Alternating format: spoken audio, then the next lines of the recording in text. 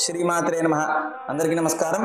August మాసంలో అంటే వచ్చే శ్రావణ మాసంలో మరి కన్యా రాశి వారికి ఏ విధంగా ఉందో తెలుసుకుందాం. కన్యా రాశి వారికి గోచార పరంగా చూసుకుంటే, జాతక పరంగా, గోచార పరంగా అన్ని విధాలుగా చూసుకుంటే కనుక గోచార రీత్యా అనేది వర్తిస్తుంది. ఈ గోచార రీత్యా అనేది మరి జాతక పరంగా జాతక చక్రాన్ని పరిశీలించినప్పుడు గ్రహస్థితులు ఏ ప్రభావాన్ని తెలియచేస్తున్నాయి అనేది మనం ముందుగా చూసుకోవాలన్నమాట. జన్మము అంటే ఏదైతే రాశి వారు ఉన్నారో ఆ పుట్టిన స్థానంలో కుజగ్రహ సంచారం ఉంది కాబట్టి చేసే వ్యాపారం కానీ ఉద్యోగం కానీ ఏదైనా సరే చాలా జాగ్రత్తలు వహించాలి. శారీరకంగా మరి చాలా జాగ్రత్తగా ఉంటే మంచిది. ఆరోగ్య సమస్యలు ఎదురయ్యే అవకాశం ఉంది. చాలా జాగ్రత్తగా ఆచితూచి అడుగు వేస్తే మంచిది. ఎంత కోపాన్ని కంట్రోల్ చేసుకుంటే అంత మంచి ఫలితం ఉంటుంది. ఎందుకంటే కుజుడు కోపకారకుడు కాబట్టి అన్నిట్లో కూడా కోపం, ఆవేశం ఇలాంటివి ఎక్కువగా అయ్యే అవకాశం ఉంది. కాబట్టి ఎక్కువగా రుణం చేయాలి, అప్పులు ఎక్కువ చేసేసేయాలనే ఆలోచన ఎక్కువగా ఉంటుంది. కాబట్టి ఎంత జాగ్రత్తగా ఆచితూచి అడుగు వేస్తే అంత మంచిది అనమాట కన్యా రాశి వారికి. అదేవిధంగా షష్టమంలో రాహు ఉన్నాడనమాట. అంటే శత్రుస్థానంలో రాహు ఉండటం వల్ల మనకి తెలిసి కానీ తెలియక కానీ శత్రుత్వం ఎక్కువ ఏర్పడే అవకాశం ఉంది. మనం మౌనంగా ఉన్నా కానీ శత్రుపరంగా మనల్ని ఇబ్బంది పెట్టే అవకాశం ఉంది. శత్రువర్గం నుంచి మనకి అనేక సమస్యలు ఏర్పడుతూ ఉంటాయి, అనేక రకాలుగా ఇబ్బందులు కలుగుతూ ఉంటాయి. ఈ శత్రు సంబంధించిన రక్షణ కొరకు సుబ్రహ్మణ్య అపరాధ క్షమాపణ స్తోత్రం, అదేవిధంగా కాలభైరవ స్వామి ఆరాధన చేయడం చాలా మంచిది.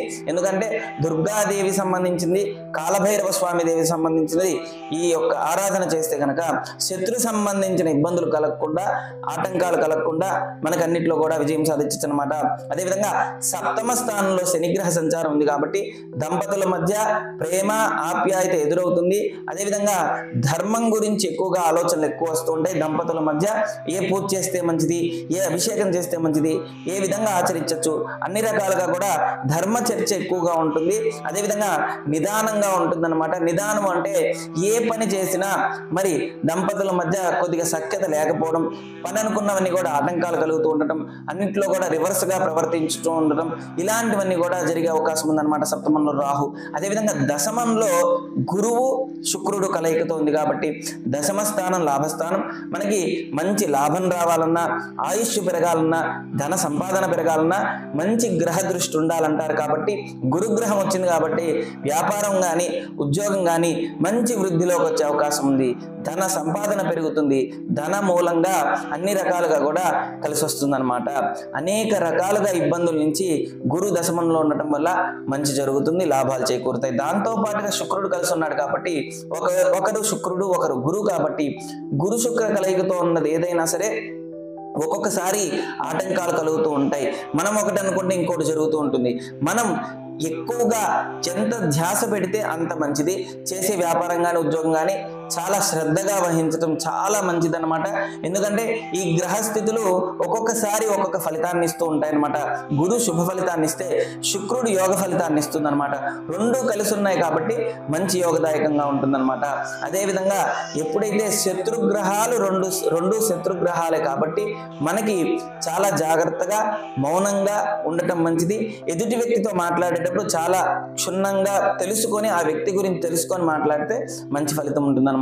అదేవిధంగా ఏకాదశ స్థానంలో బుధుడు, అదేవిధంగా రవి, దీన్ని బుధాదిత్య యోగం అంటారు. ఏకాదశ స్థానంలో రవి అంటే చాలా మంచిది.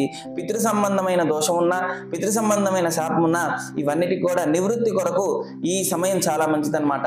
విష్ణు నారాయణ ఆరాధన చేస్తే మంచి ఫలితం ఉంటుంది. చాలా మందికి ఏంటంటే నారాయణ బలి అంటారు. ఒకవేళ వీళ్ళకి పితృదోషం ఉండి సంతానం కలగకుండా, వ్యాపారం వృద్ధి లేకుండా, ఆరోగ్య సమస్యలు ఉంటే కనుక మరి సంతానం పుట్టిన వారు అనారోగ్యంతో పుడితే, పోలియోతో పుట్టిన ఇలాంటివన్నీ రకాలుగా కూడా మరి విష్ణు సంబంధించిన ఆరాధన చేయడం, పితృ సంబంధించిన ఆరాధన చేస్తే మంచిది. కాబట్టి ఈ సమయం చాలా విశేషం. దీనికి నారాయణ బలి అని చేస్తారు. ఎవరైనా మన ఇంట్లో తెలిసి కానీ తెలియక కానీ సూసైడ్ చేసుకున్నా, చనిపోయినా ఈ నారాయణ బలి చేస్తారు. ఒకవేళ మన జాతకంలో పితృ దోషం ఉంది అని కనుక తెలిస్తే ఈ నారాయణ బలి చేయించుకోవడం వల్ల మంచి ఫలితం ఉంటుంది. ఏదైనా సరే బుధాదిత్య యోగం వీరికి వర్తించి అన్నిట్లో ధనపరంగా అన్ని రకాలుగా కూడా కలిసి వస్తుందన్నమాట. ఏదైనా జాతకాన్ని పరిశీలించగా అన్ని రకాలుగా కూడా కుజగ్రహ ప్రభావం చేత క్రోధము, రాహుగ్రహ ప్రభావం చేత శత్రుత్వము ఏర్పడే అవకాశం ఉంది. ఈ 2 గ్రహాలని మనం జాగ్రత్తగా, ఈ రెండిటికి సర్పస్వరూపం కాబట్టి సర్పానికి అధిష్టాన దేవత సుబ్రహ్మణ్యేశ్వర స్వామి కాబట్టి సుబ్రహ్మణ్య అపరాధ క్షమాపణ స్తోత్రం, ధ్యానం, కవచం, శ్లోకం, మంత్రం చేస్తే కనుక ఎటువంటి సమస్య అయినా నివృత్తి కలుగుతుంది. అన్నిట్లో కూడా ధన సంపాదన పెరుగుతుంది. ధన